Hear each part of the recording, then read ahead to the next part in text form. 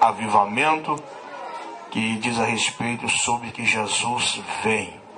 E quem tem a certeza que Jesus vem, está aqui até agora. Porque você poderia estar em outros lugares talvez curtindo muitas coisas, mas está aqui para comer a palavra de Deus. Me sinto alegre e honrado para estar ministrando a palavra do bom mestre, nos acompanhando a comitiva que aqui está, nosso também vice-presidente, pastor William, ali em Patos de Minas, e também os obreiros. E eu achei uma ovelha minha aqui, estava perdida, eu achei uma ovelha minha aqui, cadê ela? Ela até escondeu, né? A irmã Franciela está ali. Pastor, acha a ovelha tão longe, hein, irmãos? Que benção. Achou, está ali, né? Também o pastor Marcelo, vimos crescer, né? Brincamos de bola ali na rua, mas cada um toma um rumo para a glória de Deus. E hoje eu fico feliz porque tem chegado a mim que esse trabalho aqui está uma benção. A família dos 4 irmãos, os 4M, né, irmão? Marcelo, Marcos, Márcio e Márcia. Deus abençoe, em nome de Jesus. Até a Maraísa também, é os 5M. Mateus, capítulo de número 3, uma palavra breve.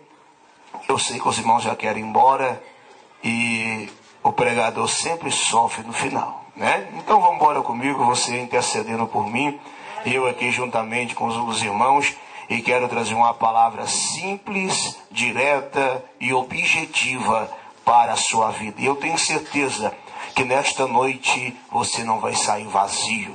Os irmãos que louvaram é bênção por as portas do campo da Novo Tempo está aberta para as irmãs, viu? As irmãs têm Deus na vida, isso é notório. Capítulo 3 de Mateus e o verso de número 11 e também o verso de número 12. E eu, em verdade, vos batizo com água para o arrependimento, mas aquele que vem, repete comigo, aquele que vem após mim é mais poderoso do que eu. Não sou digno de desatar a sua sandália. Ele vos batizará com o Espírito Santo e com fogo. Em sua mão tem a pá, e limpará a sua eira, e recolherá no celeiro o seu trigo, e queimará a palha com fogo, que nunca se apagará. Meu amigo Espírito Santo, uma vez mais eu me atrevo a entrar na tua presença pela intercessão e venho lhe pedir que o Senhor venha falar para a noiva do arrebatamento, porque este tema é sugestivo, é um tema, ó Pai, com um propósito bem maior, com um alcance mais universal. E eu quero lhe pedir, meu Deus, que o Senhor fale ao profundo do coração de cada ovelha, de cada irmão e de cada irmã, que até esta hora está, ó Deus, apto para ouvir a tua palavra. Fala conosco, ó Espírito Santo de Deus. Pode assentar em o nome de Jesus. Esta palavra, irmãos, que ora nós acabamos de ler, contida no Evangelho que segundo escreveu Mateus, é uma palavra que todo cristão conhece, desde aqueles que estão no primórdio da fé.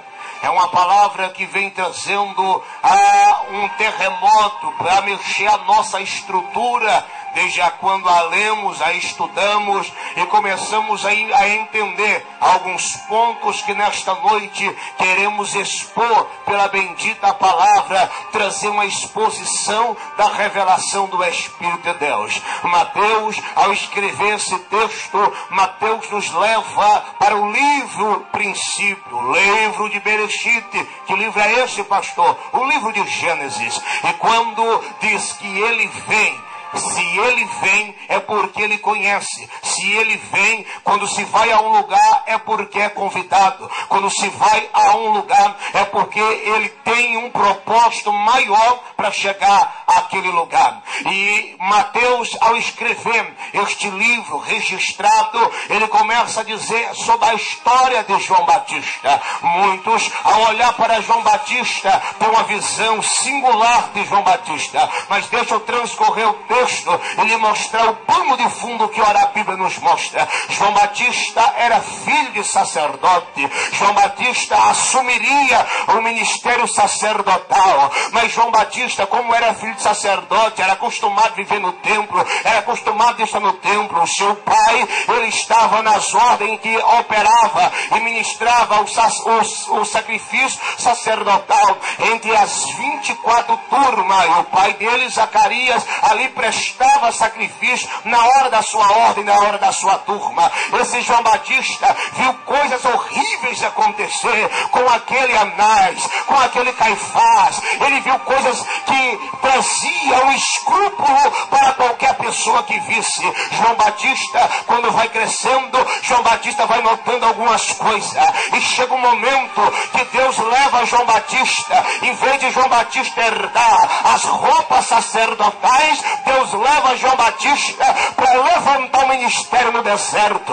E eu quero lhe mostrar aqui nesta noite, pela Bíblia Sagrada, que quando a pessoa tem chamada de Deus, ela pode abrir igreja no deserto, que a Judéia vai atrás da pessoa. Ela pode abrir igreja no assentamento, que as pessoas virão até onde está. Porque João Batista deixou de vestir roupa de linho, roupa de sacerdote, para começar a usar roupa feita de camelo, de pele de camelo. E camelo é um animal impuro. Quando João Batista começa a trajar essa roupa, ele está dizendo: eu não quero vestir essa roupa que esses sacerdotes estão vestindo, porque a roupa deles é branquinha, a vida deles parece bonitinha, mas só eu sei a porcariada que eu via naquele lugar. É por isso que muita gente já não vem mais para a igreja, porque um dia ou outro viu alguma porcariada, viu algum erro e diz: porque ele errou, eu não vou naquela outra igreja. Nem todo dedo da mão é igual, é diferente. Ei, João Batista estava dizendo: eu não vou assumir o ministério sacerdotal para viver naquela coisa só de aparência, igual o pastor diz, disfarçado. Eu vou levantar meu ministério no deserto. E João Batista vai para o deserto cheio de convicção, sabendo que Deus era na vida de João Batista.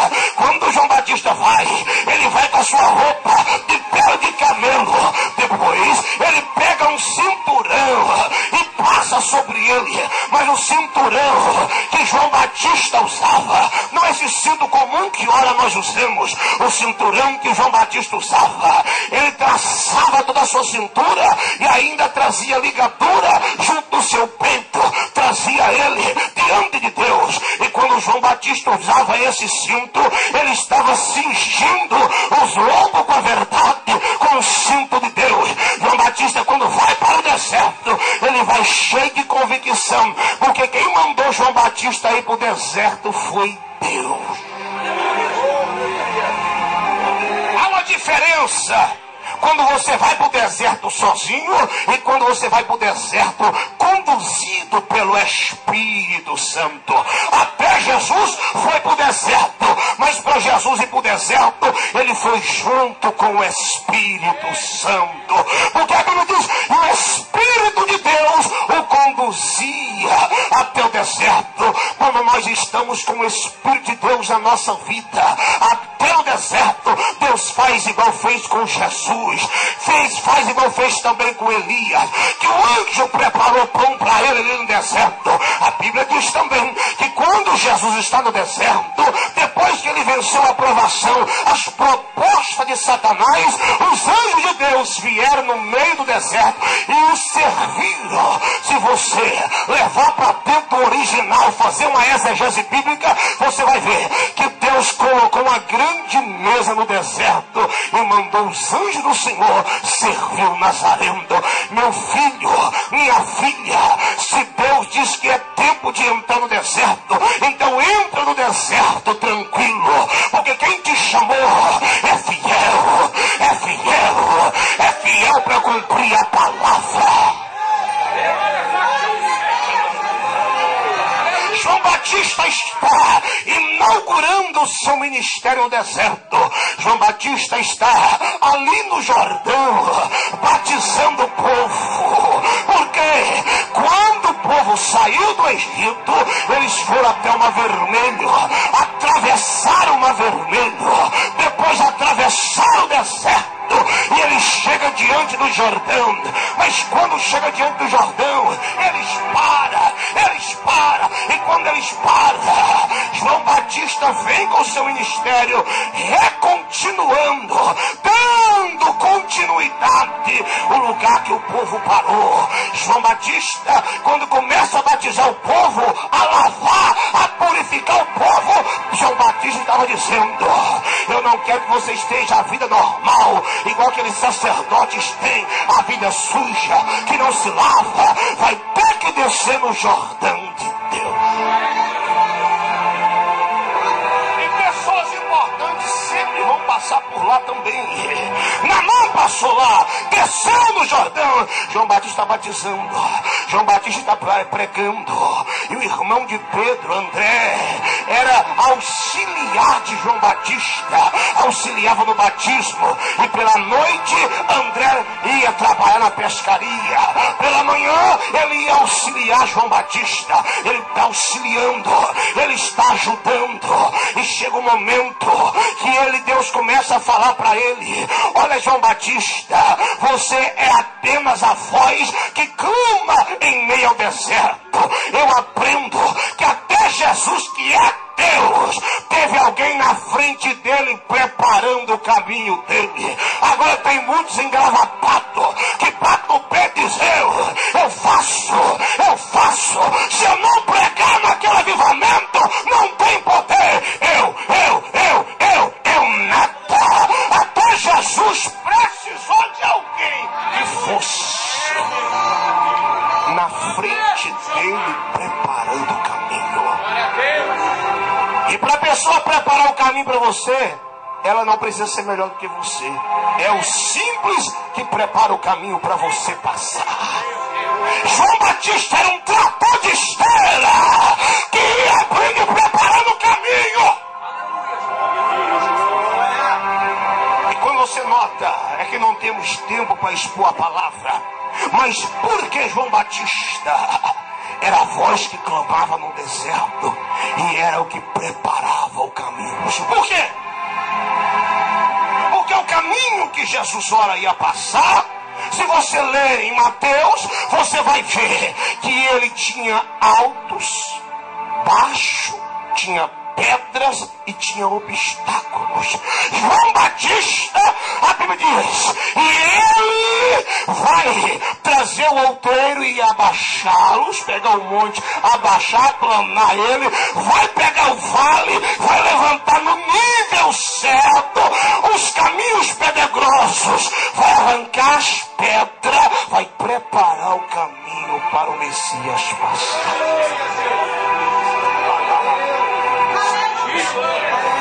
É por isso, irmão, que você nunca viu Jesus querendo desviar do caminho.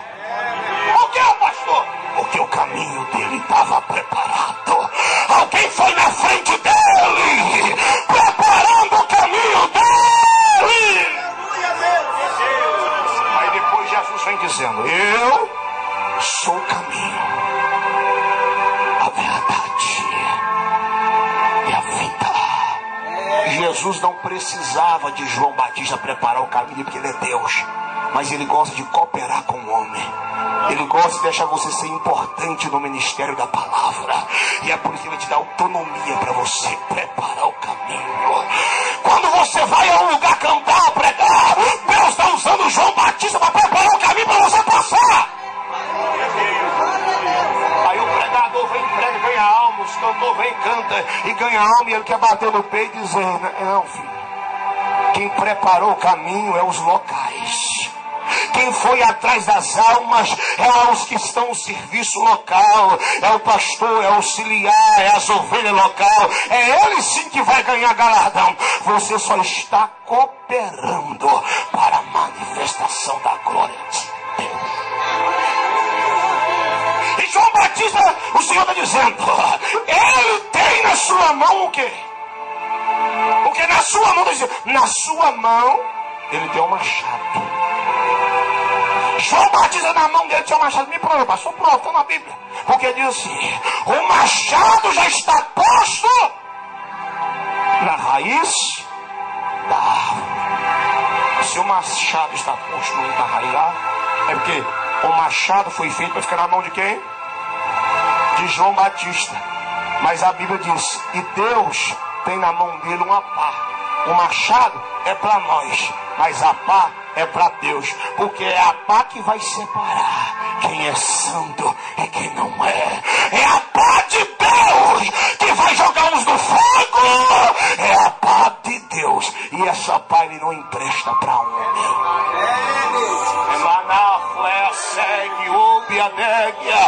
João Batista está pregando no deserto. O povo está ouvindo a mensagem. E a Bíblia diz que toda a Judeia vinha para ouvir a mensagem de João Batista. Aí eu lhe pergunto, por quê? Os grandes vinham para do meio do deserto. E a Bíblia diz que não vinha 10, 100, 200, 300, 2.000, 3.000 pessoas. Não, vinha toda a Judeia. Toda a Judeia. Toda a cidade ia. Ai, ai, ai. O povo estava deixando o templo ali, irmãos, para ir na igreja no meio do deserto ouvir João Batista. O templo estava vazio. O sacerdote começou a coçar a cabeça e disse: o que está acontecendo? Vamos ter que aplicar uma doutrina light aqui para o povo ficar. Mas não adianta. A palavra pode ser pesada, a palavra pode ser forte, pode ser doutrina. Aonde João Batista prega, se ele tem mel na boca, o povo vai. O que é esse mistério do mel, pastor? Ele comia mel, se alimentava de mel silvestre. Cutuca seu irmão e diz: é mel silvestre.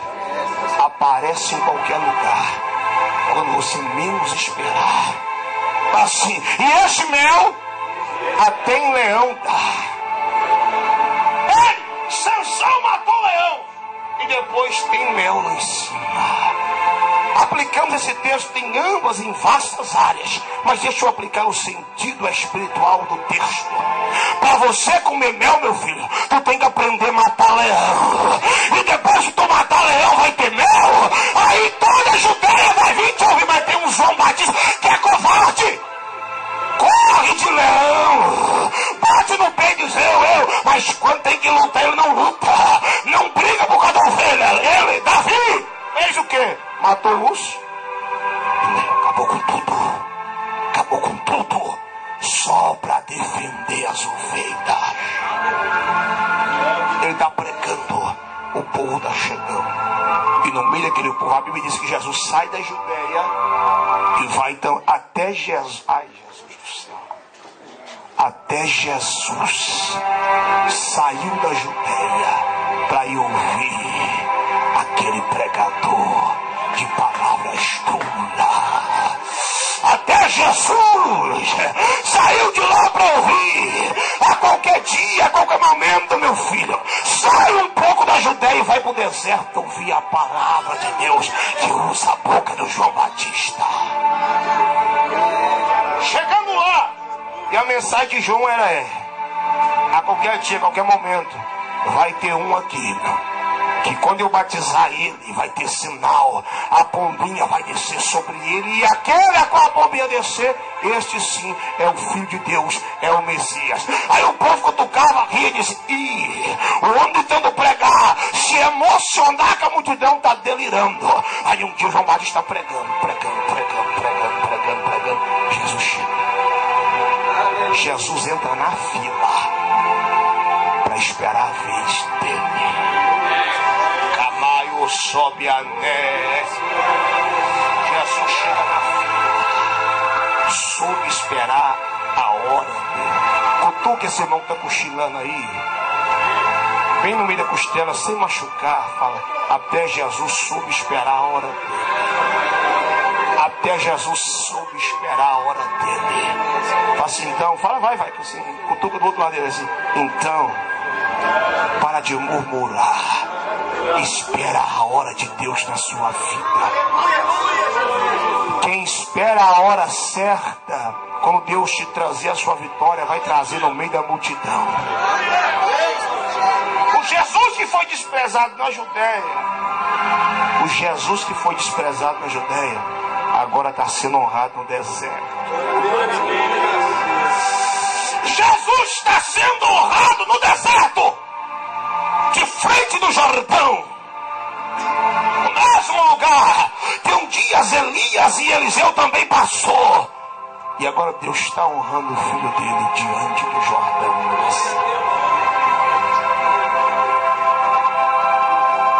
Resumindo, batiza Jesus,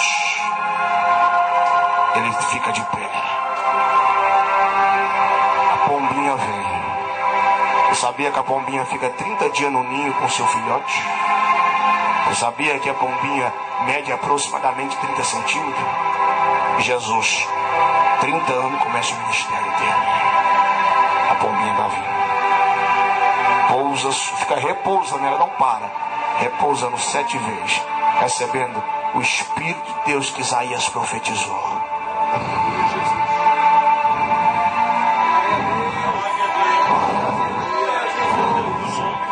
Lá em cima o céu se abre. Os céus, primeiro céu, segundo céu, terceiro céu se abre. Aquele mesmo céu de Gênesis capítulo 1, versículo 2. Está bem. E o Pai fala lá de cima: eis aí o meu filho amado, a quem eu me comprazo.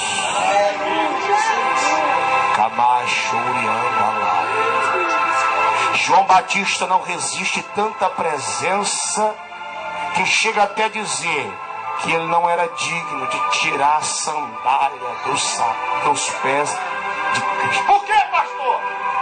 Jesus falou com os discípulos uma certa feita depois, dizendo assim: eu preciso lavar o pé de vocês. Pedro gritou e falou: não, o meu não. Jesus diz: aquele que eu não lavar os pés dele não tem intimidade comigo. Moisés, quando vai chegar diante do Sinai, diante da presença, quando ele vai colocar o pé, o Senhor Deus diz: Moisés, chega aqui, meu filho, você vai entrar aqui, mas faz isso aqui, tira a sandália. Você perdeu a indumentária do Egito, você perdeu o jeitinho do Egito, mas ainda os teus pés te denunciam, Moisés. Tira a sandália do pé. Então cutuca o seu irmão e diz: quando fala de pés, fala de santidade. E se Deus mandou Moisés tirar a sandália, é porque ele tinha pecado. Aí João Batista, quando viu os pés de Jesus, disse: opa, eu não sou digno nem de tentar tirar a sandália do pé dele, porque os pés dele é limpo. Ele é puro, ele é limpo. Quem recebe, diga amém. Quem entende a palavra e mastiga e está engolindo, está recebendo o nutriente do Espírito de Deus, vai recebendo pela glória de Deus. João Batista diz: eis o Cordeiro de Deus. Eis o Cordeiro de Deus, que tira o pecado, não de uma pessoa, mas do mundo. Foi sacrificado um cordeiro dentro do jardim do Éden. Quando Adão e Eva pecou, e quando eles pecaram, Eva passou a ouvir a voz da serpente e já não ouvia mais Deus falar com ela. O Adão saiu de perto da Eva, e quando ele sai de perto da Eva, a serpente traiçoeira e melindrosa se aproxima de Eva. E eu vou lhe provar que houve uma grande amizade entre a serpente e a Eva. Prova, pastor, eu gosto de Bíblia e eu vou te provar. Quando Deus vem, qual que é o tema aqui do evento? Ele? Então segura aí e come aí, meu filho, que tem gosto de chocolate do céu. Quando Deus vem, ele vem e dá a sentença na serpente. E entra a mulher, disse: colocarei o quê? Inimizade entre tu e a mulher. Entre a mulher e tu. Cutuca aí e fala assim: Deus vai acabar com aquela amizade maldita na gaiola. Deus vai acabar com aquela amizade. Deus vai cortar esse laço. Ei, cuida da serpente te ludibriando. Vai, retome. Cuidado. É amizade que não é Deus que está no negócio. A serpente ficou com tanta amizade com Eva. Se fosse classificar nos dias de hoje, ia classificar a serpente conversando com ela: amiga, amiga isso, amiga aquilo, amiga. E Deus repreendendo: eu vou colocar inimizade. Deus está dizendo o que então? Deus vai colocar o quê? Não, barreira. Vou colocar uma barreira entre ti e o diabo. Deus vai separar esse negócio, meu filho. Deus vai dar um stop. Deus vai parar. Porque vassoura é que é a cheia candarai. Que não é fácil. Deus vai intervir na tua história. E eu estou dizendo, João Batista diz: eis o Cordeiro de Deus que tira o pecado do mundo. O animal de estimação que Eva e Adão tinham, qual era? Não era cachorro. O animal de estimação que Eva e Adão tinham era aquele mesmo animal que, quando está passando correndo, Deus deu sabedoria para Adão. Ele chama então de cordeirinho. E eles tinham tanta amizade com o cordeirinho, irmão, que era o cordeirinho para cá, cordeirinho para cá e cordeirinho para lá. A serpente se aproxima da história e faz Eva deixar de conversar com o Cordeiro de Deus. Eu disse que João Batista diz o quê? Eis o Cordeiro de Deus. Aí quando eles pecam, irmãos, resumindo a palavra, quando eles pecaram, comeram do fruto proibido, eles descobriram que estava nu, colocaram uns tapa-sexo no corpo dele e dela, folha de figueira, não adiantou, porque não dá para entrar no evangelho para esconder a nudez. Aí Jesus vem, Deus vem. E quando Deus vem, é o que cumpre o tema desta festa.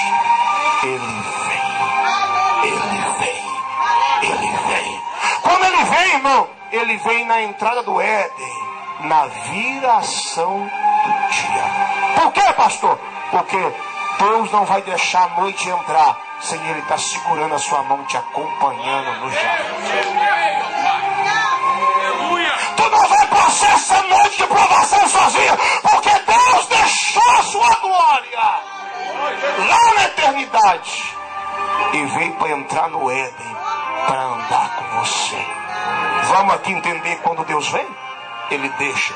Ezequiel capítulo 1, versículo 4 diz que toda vez que o trono de Deus se movimenta, o trono de Deus é movimentado com redemoinhos, com vento impetuoso. É por isso, a cunho teológico, você anota aí, que quando está em Atos dos Apóstolos, capítulo 2, diz: e o vento impetuoso encheu toda a casa. O que é isso?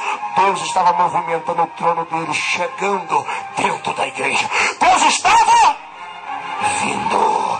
E esse Deus está chegando no Éden. Quando Deus chegava no Éden, também em cima de um querubim, Ele deixava os querubins para lá, deixava os serafins para lá, e Deus já vinha na porta do Éden para entrar.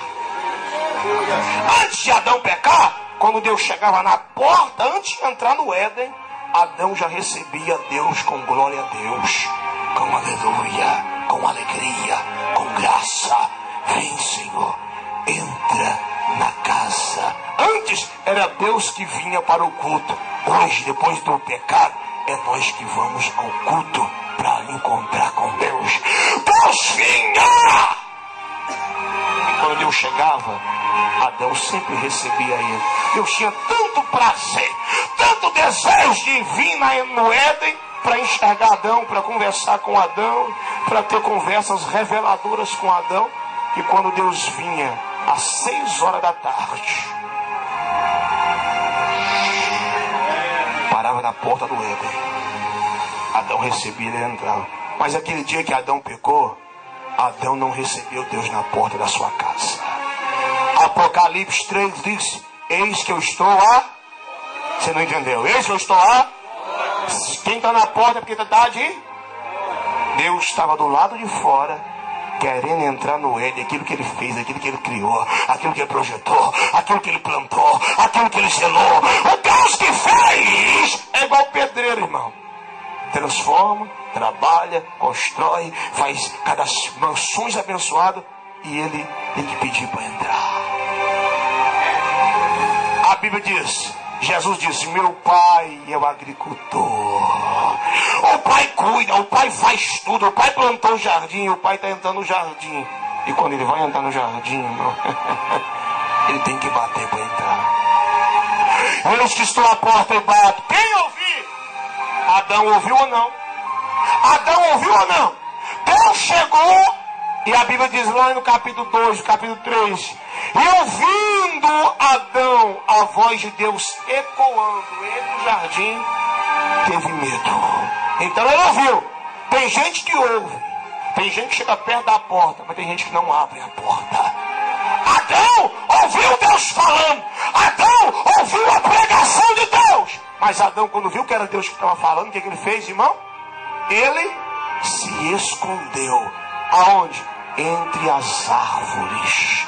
Tem muita gente, é igual o pastor diz vermelho, disfarçado, escondendo, pensando que Deus não vai vir. Quando Deus vir, Ele vai limpar o celeiro dele com a sua pá que Ele tem na mão. A turma do Glória foi embora ou está aí ainda, irmãos? Aquela turma que estava sapateando foi embora ou está aí ainda? Eu estou pregando Bíblia, meu filho. Então come Bíblia aí, em nome de Jesus. Deus vem, Adão ouve. E a Bíblia diz que quando Deus chega, Adão não recebe. Deus começa a passear. Mesmo quando você está em pecado, mesmo quando você está em erro e está escondendo de Deus, Deus está passeando perto de você.